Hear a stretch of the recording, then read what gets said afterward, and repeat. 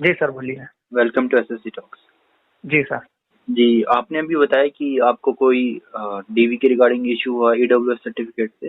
जी जी सर, तो देखिए सर, मैं हाँ जी, हाँ। आप बोलिए शुरू सर। से शुरू कीजिए कि आप अपना परिचय दीजिए पहले तो। जी, मयंक नाम है सर। मैं जी। एसएससी मतलब एमपीआर रीजन में था मेरा, रायपुर में।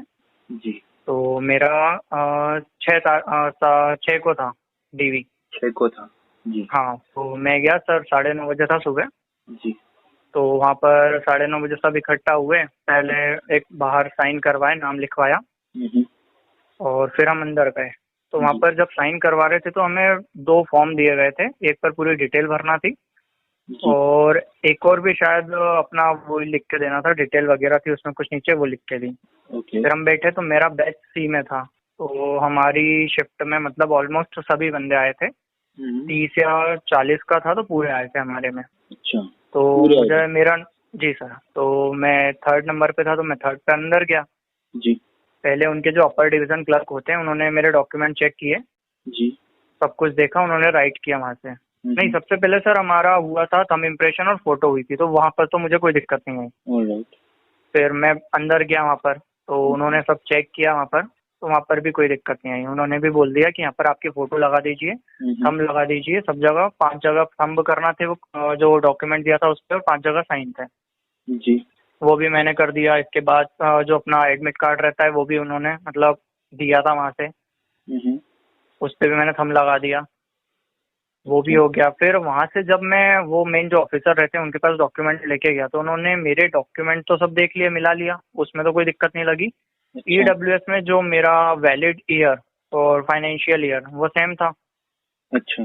तो उन्होंने मुझे उसके लिए कहा कि ये आपकी यहाँ पर गलती है, तो इसके लिए आपको प्रोविजनल मिलेगा। मिला, तो ठीक है सर, मुझे पता है। अच्छा, जी सर, बोलिए आप। मैं ऐसे पूछना चाह रहा हूँ कि ईडब्ल्यूएस का इशू क्या है। कई बच्चे समझ नहीं पा रहे, तो उन्हें जरा खुल के आप बता दीजिए कि क्या दिक्कत जी, फेस करनी हुआ पड़ती ये सर कि जैसे ये उन्होंने तो पहले मुझसे ये कहा कि आपका ईडब्ल्यूएस सर्टिफिकेट 1920 का है, मतलब 1920 का है। है।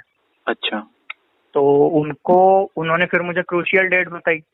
जी। क्रूशियल डेट जो थी वो अप्रैल के कुछ तक थी, तो उस समय शायद फाइनेंशियल ईयर चेंज भी हो जाता है। अप्रैल 2019।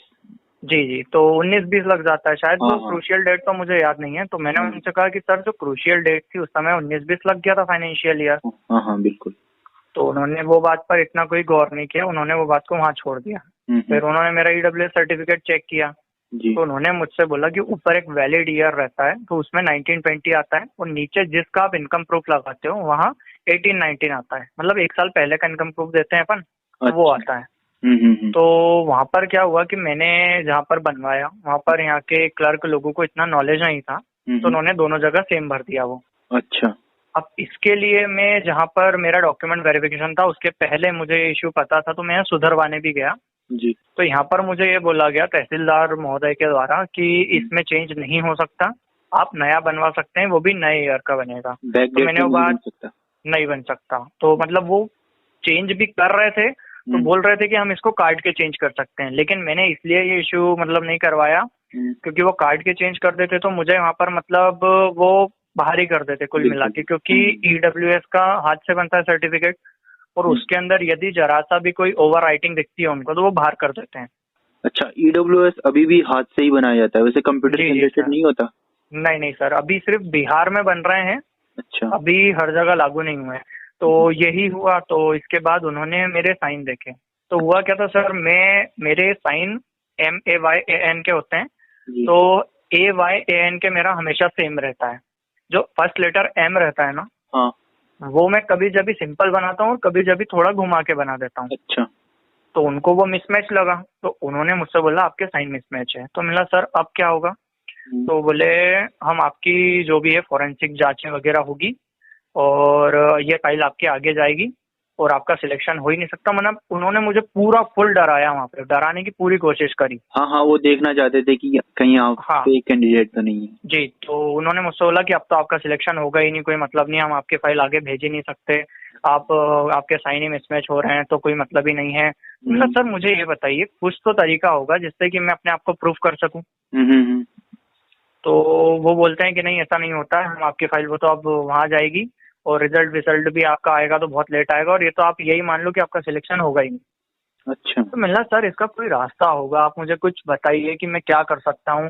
होता है मुझसे, आप साइन करवा के देख लीजिए, मैं दोनों कर देता हूँ।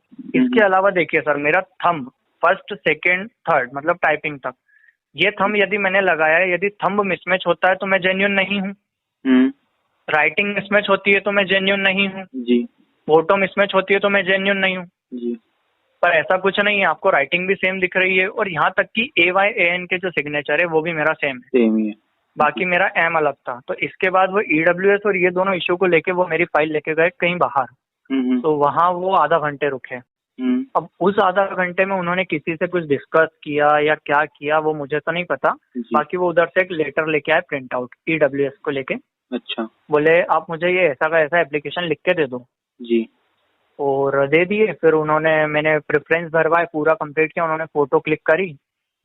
इसके बाद उन्होंने रिमार्क में मुझे सिर्फ EWS का दिया है। तो मैं सर आपसे ये समझना चाह रहा हूँ कि क्या उन्होंने मतलब मेरे सिग्नेचर को लेके कुछ किया है, या मुझे उन्होंने ऐसा भी बोला था कि हम आपको बाद में बुलाएंगे, आपको आना पड़ेगा, आपको अपने आप को प्रूफ करना पड़ेगा, तो क्या होगा सर? अच्छा, आपने उनसे नहीं पूछा कि मेरा सिग्नेचर का जो इश्यू था उसका क्या हुआ? सर मैं लास्ट में पूछने का उन्होंने टाइम ही नहीं दिया। उन्होंने लेटर लिखवाया और उन्होंने बोला, फिर भी मैंने उनसे बोला कि सर आप मुझे प्रूफ करने का मौका तो देंगे ना? तो उन्होंने बोला हाँ हम देंगे।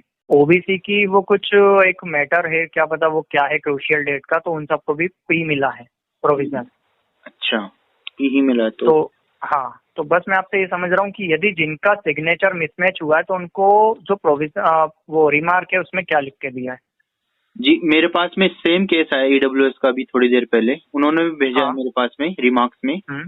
तो उनका भी लिखा है P for प्रोविजन केसेस, नीचे लिखा है period of financial year and assessment year same mention in EWS certificate. जी जी सर, सेम ही लिखा है। हाँ, तो मैं आपसे ये पूछ रहा हूँ, जैसे वो अभी आपने आज एक वीडियो डाला था जिसमें वो NR का कैंडिडेट था जिसके सिग्नेचर मिसमैच हुए थे, जिससे 100 बार साइन लिए थे जी, तो मतलब उनको जो रिमार्क है उसमें क्या दिया है? उसका रिमार्क का मेरे को चेक करना पड़ेगा, एक सेकंड किया। उसका रिमार्क अगर मैं देखूं तो इन्होंने दे रखा है W, इनको तो विदहेल्ड ही कर लिया गया, आपको तो फिर भी P दिया गया है। और उनको क्या डिपार्टेड ही कर दिया, मतलब बाहर का इनकी जो फाइल है वो ही CFSL वालों को भेज दी है।